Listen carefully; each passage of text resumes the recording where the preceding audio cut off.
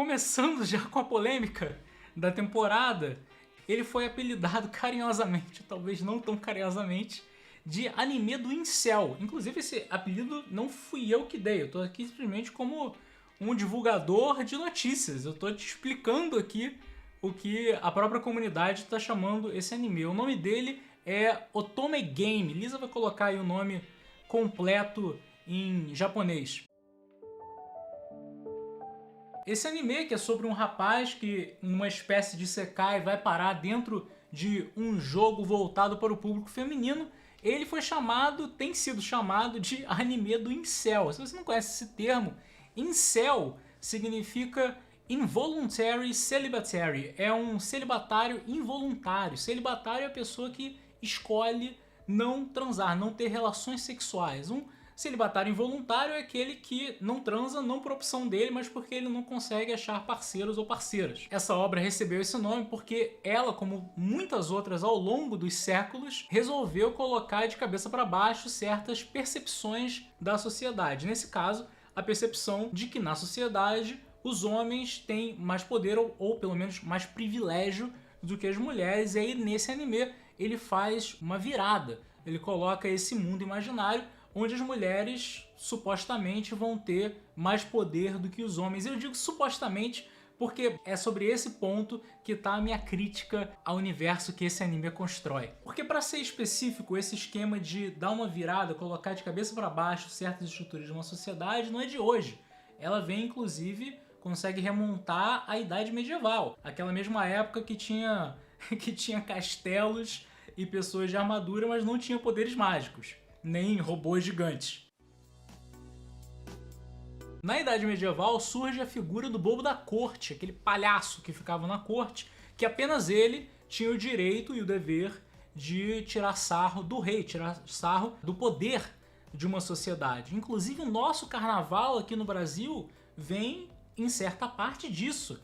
É um momento que a gente vira do avesso às estruturas da sociedade, onde a sociedade tira sarro dela própria. É um momento de, através da brincadeira, através do humor, a gente criticar certos aspectos da sociedade. Então, quando a gente tem uma história que, nesse caso, tem essa proposta de pegar um mundo supostamente de poder masculino e jogar esse rapaz no mundo de poder feminino, automaticamente a gente vai esperar, como espectador, algum tipo de crítica, porque essa crítica vem naturalmente só de você construir essa estrutura nova. Só que o retrato dessas mulheres no poder nesse mundo de fantasia acaba sendo talvez mais machista do que a percepção inicial do que seria a nossa sociedade. O que a gente vê de mulheres no poder são ou tiranas que agem à revelia, não sabem direito o que estão fazendo, como se não fossem capazes de poder intelectual ali naquelas posições, se fossem insuficientes, como para colocar os rapazes para fazerem chás com bolo, como se isso também resumisse os interesses de uma mulher. Então, quer dizer, você tem duas situações. Na primeira, as mulheres são incapazes de agirem com o intelecto de uma maneira sensata, apesar de estarem nessa posição de poder, o que acaba só desvelando uma incapacidade das mulheres de estarem numa posição de poder de uma forma coerente. E no segundo, você tem uma completa futilidade que é apresentada por essas mulheres em relação aos homens. A coisa fica muito pior, é claro, quando a gente vê a ação desse protagonista, é daí que vem esse apelido de anime do incel, sobre as mulheres desse mundo. Porque apesar das mulheres supostamente terem poder nesse mundo muito maior do que os homens, e os homens se veem nessa posição frágil em relação às mulheres, a presença do protagonista ali vira o jogo, e as mulheres que entram em contato com ele não apenas se tornam mulheres, entre aspas, parecidas com o nosso mundo, como elas se tornam submissas a ele, inclusive usando roupas de empregada em certa cena. Então o que à primeira vista poderia ser visto como uma crítica social apenas por essa estrutura do lugar da mulher e lugar do homem nessa sociedade inventada, rapidamente a gente percebe que é uma fantasia de escapismo.